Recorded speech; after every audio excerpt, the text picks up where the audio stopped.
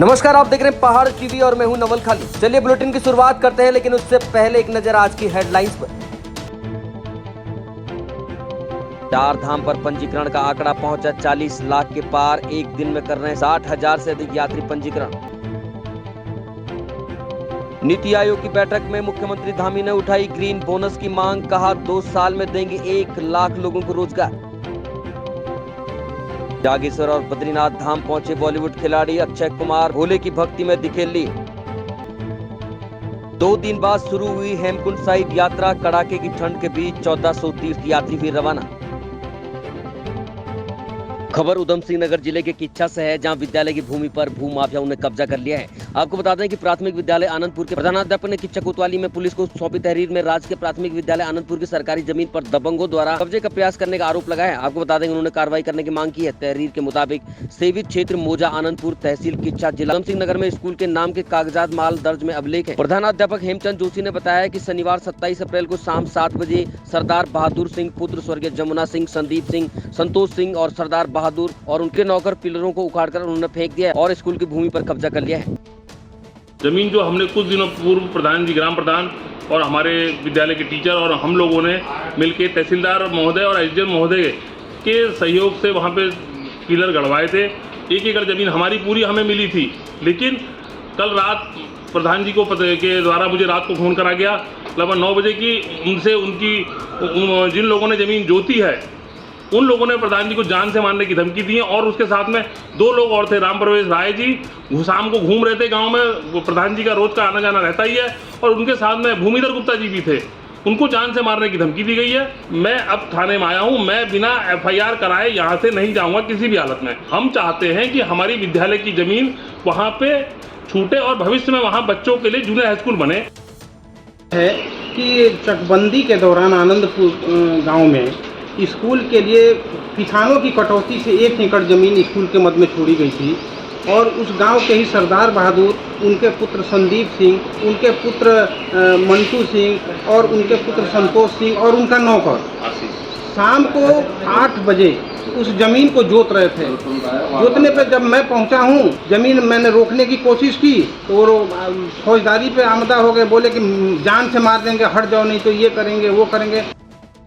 अब खबर मुनस्यारी से है, जहां हिमनगरी मुनस्यारी पहुंचे राज्यपाल गुरमीत सिंह का मुनस्यारी हेलीपैड पर जिलाधिकारी पिथौरागढ़ रीना जोशी और 14वीं वाहिनी ITBP पुलिस मुनस्यारी और तमाम प्रशासनिक अधिकारियों द्वारा पुष्पगुच्छ भेंट कर जोरदार स्वागत किया गया। वहीं राज्यपाल मुनस्यारी हेलीपैड से कार द्वारा प्रस्थान कर 14वीं वाहिनी मुनस्यारी ITBP पहुंचे, जहाँ ITBP के जवानों और अधिकारियों के साथ उन्होंने बातचीत की। वहीं विकासखंड मुनस्यारी के प्रगति प्रेरणा महिला स्वयं सहायता समूह की महिलाओं द्वारा राज्यपाल से भेंट कर उन्हें पश्मीना शॉल उड़ाकर सम्मान किया गया।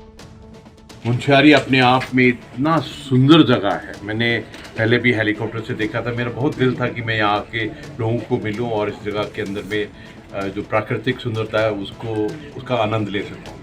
मुझको ऐसा लगता है कि मानस खंड के अंदर में मुनस्यारी एक ऐसी जगह है जो एक टूरिस्ट का बहुत बड़ा हब बन सकता है।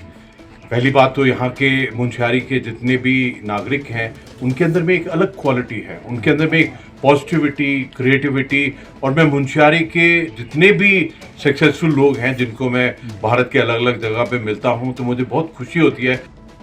अब खबर सितारगंज से है, जहां सितारगंज क्षेत्र के शक्ति फॉर्म में सितारगंज विधायक और कैबिनेट मंत्री सौरभ बहुगुणा ने 1 करोड़ 52 लाख की लागत से बनने वाले स्मृति बंग भवन का विधि विधान और पूजा अर्चना कर शिलान्यास किया। वहीं कैबिनेट मंत्री सौरभ बहुगुणा ने मीडिया से बातचीत करते हुए बताया कि शक्ति फॉर्म की जनता की काफी लंबे समय से मांग के बाद शक्तिगढ़ नगर पंचायत के पूर्व चेयरमैन दिवंगत सुकांत ब्रह्मा को समर्पित स्मृति भवन का शिलान्यास किया गया। साथ ही बताया गया कि 1 करोड़ 52 लाख की लागत से स्मृति बंग भवन का निर्माण किया जाएगा, जिससे शक्ति फॉर्म के लोगों को लाभ मिलेगा। साथ ही बताया कि बंग भवन बनने के बाद शक्ति फॉर्म की गरीब जनता अनेक कार्यक्रम, शादियां आदि कार्यक्रम भी इस बंग भवन में कर सकेंगे। क्षेत्र को बहुत बहुत बधाई देता हूं। एक बहुत पुरानी डिमांड थी क्षेत्र की कि ये शक्ति फार्म क्षेत्र जो है वो ज़्यादातर शक्ति फार्म में बंगाली समाज के लोग यहाँ पर बसते हैं और यहाँ पर उनकी एक बहुत पुरानी डिमांड थी पिताजी के टाइम से कि एक बंग भवन यहाँ बनना चाहिए। तो हमने इस बार स्वीकृति कराई। सरकार ने पुष्कर सिंह धामी जी का बहुत बहुत धन्यवाद करूँगा कि उन्होंने मेरे आह्वान पे इसको स्वीकृत किया। 1 करोड़ 52 लाख रुपए का ये पूरा भवन बनेगा। इसको हमने स्वर्गीय हमारे पूर्व नगर पंचायत चेयरमैन जो थे हमारे सुकांत ब्रह्म जी, उनकी स्मृति पे हमने बंग भवन का नाम दिया है। इस बार मौसम की चुनौतियों के बीच चारधाम यात्रा के लिए श्रद्धालुओं में भारी उत्साह है। सरकार का मानना है कि इस बार यात्रियों का आंकड़ा 50 लाख के पार हो सकता है, जो नया रिकॉर्ड होगा। चारधाम यात्रा के लिए एक दिन में औसतन 60,000 लोग पंजीकरण कर रहे हैं। कुल पंजीकरण का आंकड़ा 40 लाख के पार पहुंचने वाला है। शनिवार को शाम 7 बजे तक चारों धामों के लिए 55,000 पंजीकरण हो चुके हैं, जबकि शुक्रवार को 60,000 से अधिक लोग पंजीकृत हुए थे।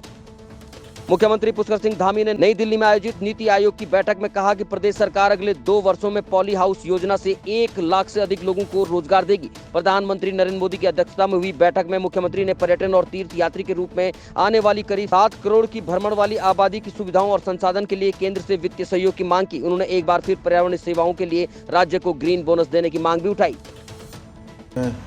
उत्तराखंड से जुड़े हुए अनेकों मुद्दों पर वहाँ चर्चा हुई है। विस्तृत रिपोर्ट भी हमने नीति आयोग के समक्ष पेश की है।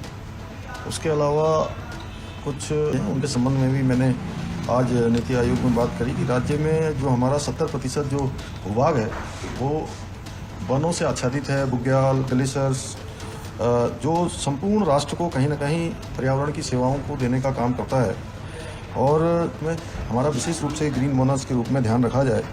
और कांवड़ यात्रा, चारधाम यात्रा,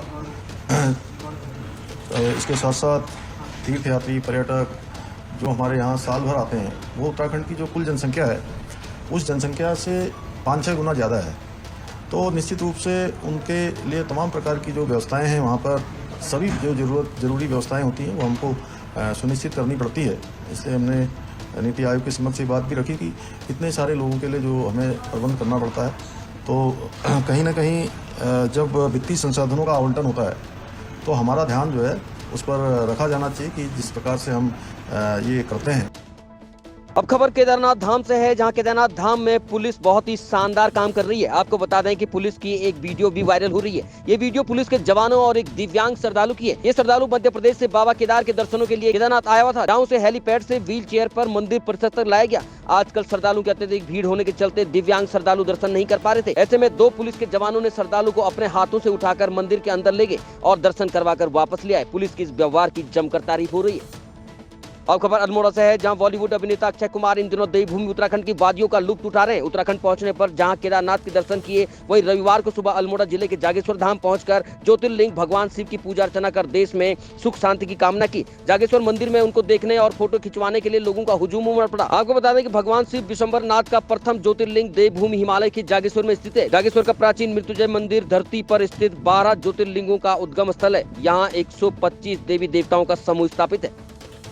अब खबर G20 से जुड़ी है, जहां नरेंद्रनगर में 3 दिवसीय G20 सम्मेलन में भाग लेने आए विदेशी मेहमानों की शनिवार से वापसी शुरू हो गई। जॉली ग्रांट एयरपोर्ट से 7 विदेशी मेहमान वापस दिल्ली लौटे, जहां से वो अपने देश के लिए रवाना होंगे। जॉली ग्रांट एयरपोर्ट पर एसडीएम शैलेंद्र सिंह नेगी के नेतृत्व में तमाम अधिकारियों के साथ संस्कृति विभाग की टीम ने विदेशी मेहमानों का एक बार फिर स्वागत किया। अब खबर पिथौरागढ़ से है, जहां राज्यपाल लेफ्टिनेंट जनरल गुरमीत सिंह शनिवार को जनपद पिथौरागढ़ के दूरस्थ सीमावर्ती गांव गुंजी, नावी डांग, कुट और जोलीकोंग के दौरे पर रहे। सामरिक दृष्टि से अति महत्वपूर्ण इन क्षेत्रों का भ्रमण कर राज्यपाल ने यहां रह रहे लोगों सहित सेना, आईटीबीपी, एसएसबी और बीआरओ के जवानों से मुलाकात की। राज्यपाल ने कहा कि उच्च पर्वतीय क्षेत्रों की विषम परिस्थितियों में हमारे जवानों द्वारा निस्वार्थ सेवा भाव से अपने कर्तव्यों का निर्वहन किया जा रहा है। उनके द्वारा हम और हमारा देश सुरक्षित है। इस दौरान उन्होंने आदि कैलाश और ओम पर्वत के भी दर्शन किए। अब खबर हल्द्वानी से है, जहां पुलिस द्वारा नशे के खिलाफ चलाए जा रहे अभियान के खिलाफ शनिवार को पुलिस को बड़ी सफलता हाथ लगी है। एसओजी और पुलिस टीम ने संयुक्त रूप से 2 तस्करों को गिरफ्तार किया है। उनके पास से लाखों की स्मैक बरामद की गई। आपको बता दें कि स्मैक के मामले लगातार बढ़ते जा रहे हैं। पहाड़ी क्षेत्रों के नौजवानों तक ये स्मैक पहुंचाई जा रही है, जो कि अपने आप में एक बड़ा खतरा है। आपको बता दें कि शनिवार को एसएसपी नैनीताल पंकज भट्ट ने मामले का खुलासा करते हुए बताया कि एसओजी नैनीताल और टीपी नगर चौकी प्रभारी पंकज जोशी के नेतृत्व में चेकिंग अभियान चलाया गया। इसमें रामपुर रोड, जीतपुर, नेगी में लगने वाले साप्ताहिक बाजार वाले स्थान में 2 आरोपियों को अवैध स्मैक की तस्करी करते हुए गिरफ्तार किया गया। के पास जो बाजार लगती है वहाँ पे पुलिस द्वारा और एसओजी द्वारा कंबाइंड चेकिंग की जा रही थी। रुद्रपुर से स्कूटी से आते हुए 2 व्यक्ति, जिनका नाम महिपाल और ज्ञान प्रकाश है, ये पुलिस को देख करके भागने का इनके द्वारा प्रयास किया गया। पुलिस द्वारा घेराबंदी करके इनको पकड़ा दिया। चेकिंग से इनसे 139.5 ग्राम स्मैक बरामद हुई है और इनमें महिपाल का पहले भी चोरी में जेल जाना ज्ञात हुआ अभी तक। और इनके द्वारा बताया गया कि नन्ही जो ट्राजिक कैंप में रहता है उससे ये लोग माल लेते थे। ये बेसिकली बरेली के रहने वाले हैं, लेकिन हाल में ट्रांजिट कैंप में रहते हैं। पुलिस और एसओजी द्वारा जो कंबाइंड अभियान में अच्छी सफलता प्राप्त की है, उसके लिए मेरी तरफ से 5,000 रुपये के इनाम की घोषणा। निश्चित रूप से स्मैक के लिए हमारे द्वारा पूर्व में जितनी भी स्मैक के पकड़े गए उनमें से अधिकांश मामलों में बरेली से ही लाना प्रकाश में आया हुआ है। इसमें जो रेंज स्तर पर की जो कंबाइंड मीटिंग होती है उसमें डाटा शेयर किया जाता है और इसमें दोनों पुलिसों का जो सहयोग रहता है वो बहुत सराहनीय रहा है और ये इन्फॉर्मेशन भी आगे हम लोग शेयर करते हैं। ठीक। अब खबर मुनस्यारी से है, जहां ऑस्ट्रेलिया के पर्थ में आयोजित विश्व स्तरीय ट्रांसप्लांट एथलीट भाला फेंक बैडमिंटन पदक विजेता हीरा सिंह दासपा और अभिनव पांगती के मुनस्यारी पहुंचने पर स्वागत किया गया। इस दौरान जोहार क्लब मुनस्यारी ने उनको सम्मानित किया। जोहार क्लब मुनस्यारी के पदाधिकारियों ने विकासखंड सभागार में आयोजित समारोह में जोहारी टोपी और शॉल ओढ़ाकर दोनों का स्वागत कर उन्हें सम्मानित किया। कार्यक्रम का संचालन जोहार क्लब के अध्यक्ष केदार सिंह मंतोला ने किया। अब खबर लक्सर से है, जहां लक्सर तहसील के मोहम्मदपुर, मथाना और अन्य गांवों में कई ग्रामीणों द्वारा इकट्ठा होकर लक्सर तहसील परिसर में आंदोलन किया गया। आपको बता दें कि मौजूदा ग्राम प्रधान और बीते चुनाव के दौरान फर्जी शैक्षिक प्रमाण पत्र के जरिए चुनाव लड़कर फर्जीवाड़े का आरोप लगा है। ग्रामीणों का कहना है कि जिस स्कूल की फर्जी मार्कशीट बनाकर ग्राम प्रधान ने चुनाव लड़ा था, उस नाम से कोई भी स्कूल या कॉलेज पूर्व में संचालित नहीं था, न ही हाल में संचालित है। अब बड़ा सवाल पैदा होता है कि प्रशासन इस पर क्या कार्रवाई कर पाएगा। मौजूदा ग्राम प्रधान है, उन्होंने मार्कशीट लगाई थी कक्षा 8 की रमेश होती इंटर कोई नागल के नाम की। हमने आरटीए में इसकी मतलब प्रूफ मांगा तो खंड शिक्षा अधिकारी प्लस जिला विद्यालय निरीक्षक सहारनपुर ने स्पष्ट लिख के दिया है कि इस नाम का कोई विद्यालय ना तो वर्तमान में ना पूर्व में कभी संचालित रहा है। फिर एसडीएम साहब को हमने इसकी लिखित में शिकायत की तो एसडीएम साहब ने जांच की। जांच में भी स्पष्ट रूप से जांच रिपोर्ट आ चुकी है कि इस नाम का कोई विद्यालय पंजीकृत ना तो है ना भूतकाल में रहा है। जो हमारे यहाँ ग्राम पंचायत मोहम्मदपुर मथाने में जो प्रधान बनी है, उसके कागज फर्जीवाड़े से बनवाकर नागल ब्लॉक से और लाए गए, जो आईटीआई के अनुसार हमने उनकी सूचना अधिकार में मांगा और उसके मांगने के बाद फिर हमने डीएम साहब के यहाँ जाकर वो जो है अपने शिकायत दर्ज कराई और डीएम साहब ने जो है वो एसडीएम साहब को जांच करने के लिए निर्देश दिए, जिसमें जांच में उनका फर्जीवाड़ा ही एसडीएम साहब के पास में जो कागज रखे हैं सामने रखे हैं वो फर्जीवाड़े के हैं। उन्होंने देख लिया। जो 27 तारीख में दोबारा फिर वो जो प्रधान का पति है वो सहारनपुर पहुंचा और नागल ब्लॉक से एक फर्जीवाड़े का ही कागज बनवा गया, जिसमें हमने आईटीआई के अनुसार दोबारा नंबर पर सूचना मांगी। उसमें वहाँ के खंड शिक्षा अधिकारी ने लिख कर दे दिया हमारे यहाँ से कोई भी कागज इशू नहीं हुआ है। इसमें जो है तारीख पर तारीख दी जा रही है और कोई फैसला नहीं दिया है। अब खबर पौड़ी से है, जहां पौड़ी में अतिक्रमण से प्रभावित लोग जब एसडीएम कार्यालय में कैबिनेट मंत्री धन सिंह रावत से मिलने पहुंचे तो उन्होंने वहां पर तानाशाही रवैया दिखाते हुए पत्रकारों को कैमरा बंद करने को कह डाला। इसके साथ ही उनके साथ सुरक्षा में तैनात पुलिस जवान भी पत्रकारों को कैमरा बंद करने के लिए कहते हुए दिखाई दिए। इस दौरान कैबिनेट मंत्री ने अतिक्रमण से प्रभावित लोगों की समस्याएं भी ध्यान से नहीं सुनी, जिससे लोगों में नाराजगी का माहौल देखने को मिला। आपको बता दें कि इससे पूर्व भी कैबिनेट मंत्री धन सिंह रावत पौड़ी में अपनी बैठकों में कई बार पत्रकारों को बाहर जाने या कैमरा बंद करने को लेकर सुर्खियों में रहे। अब खबर देहरादून से है, जहां एसएसपी देहात कमलेश उपाध्याय ने फार्म हाउस में चोरी की घटना को अंजाम देने वाले साथी चौकीदार को गिरफ्तार कर घटना का खुलासा किया। उन्होंने बताया कि आरोपी के कब्जे से चोरी के 2,48,210 रुपए बरामद किए। बीते दिनों चौकी धर्मावाला सहसपुर पर नितिन सैनी ने एक लिखित तहरीर दी थी, जिसमें चौकीदार सूरजपाल के द्वारा उनके फार्म हाउस के ऑफिस से लॉकर तोड़कर कैश चुरा लिया गया है। आरोपी के खिलाफ मुकदमा दर्ज कर न्यायालय में पेश किया गया। 22/5/2023 को ये वादी है नितिन सैनी, इनके द्वारा अवगत कराया गया था कि इनके घर में चोरी हुई है। बेसिकली इन्होंने भी एक हफ्ते पहले ही एक अपने वहाँ पे एक नौकर रखा था और उसका सत्यापन नहीं कराया गया था, तो उसी पे इन्होंने शक भी जाहिर किया। अराउंड 3 लाख समथिंग की चोरी हुई थी। तो उसी में फिर जब इनके द्वारा जानकारी दी गई तो हमने सीसीटीवी फुटेज और मोबाइल लोकेशन वगैरह से उसमें काम किया। तो ये आज जो इनके वहाँ पे ये काम करता था अमरपाल है, ये बेसिकली ये यूपी मैनपुरी का रहने वाला है। इसको गिरफ्तार किया गया है और इसके पास से हमने जो इनकी चोरी की गई रकम थी 2,48,210 रुपये वह भी बरामद करी है। और बाकी चूंकि ये यूपी का रहने वाला है तो इसके लिए हम आपराधिक इतिहास की भी जानकारी कर रहे हैं। अब खबर मसूरी से है, जहां मसूरी एमपीजी कॉलेज का छात्र सम्मान समारोह और फ्रेशर पार्टी धूमधाम से मनाई गई। कार्यक्रम के मुख्य अतिथि कैबिनेट मंत्री गणेश जोशी ने कार्यक्रम का शुभारंभ किया। इस मौके पर मशहूर लोक गायिका रेशमा शाह द्वारा लोक गीतों और सांस्कृतिक कार्यक्रमों की प्रस्तुतियां दी गई। इसने सभी मौजूद श्रोताओं का मन मोह लिया। कार्यक्रम में मंत्री गणेश जोशी ने मसूरी निवासी प्रतिभावान युवा माधव भारद्वाज, जिन्हें यूपीएससी में 536 रैंक हासिल हुई है, उसमें IAS में चयन होने पर सम्मानित किया गया। इस मौके पर एमपीजी कॉलेज छात्र संघ के अध्यक्ष प्रीतम लाल और महामंत्री रचित रावत द्वारा कैबिनेट मंत्री गणेश जोशी को कॉलेज की विभिन्न समस्याओं के साथ एमपीजी कॉलेज के प्रांतीकरण करने की मांग के साथ खेल मैदान निर्माण करने की भी मांग उठाई गई। हमारी मुख्य मांगे थी, जिसमें पहली मांग तो ये थी कि बच्चों के लिए यहाँ जो छात्र छात्राएं हैं उनके लिए खेलने के लिए बहुत ज़्यादा दिक्कतें हैं। तो एक तो क्रीड़ा मैदान की हमने रिक्वेस्ट करी है उनसे, मांग पत्र में ये हमने सम्मिलित करा है कि क्रीड़ा मैदान की व्यवस्था कराने की कृपा करें। दूसरी मांग ये, क्योंकि बहुत सालों से यहाँ पर बहुत प्रॉब्लम चल रही है, क्योंकि ये कॉलेज नगर पालिका के अंडर है, तो बहुत सारे काम उसे ऐसे होते हैं जो हमारे वहाँ से नहीं हो पाते। तो हमने मंत्री जी से आग्रह किया कि जल्द से जल्द इसका प्रांतीयकरण करने की कृपा करें। इसे हमने मांगी कि क्योंकि जो हमारा जो कॉलेज है बहुत ही दुरुस्त उस पर चल रहा है, जिससे हमने मंत्री जी से यही मांग की है कि हमारे जो महाविद्यालय है उसे राजकीय किया जाए नगर पालिका से हटा के, और जिसके कारण बहुत छात्रों को दिक्कत की परेशानी करनी पड़ रही है।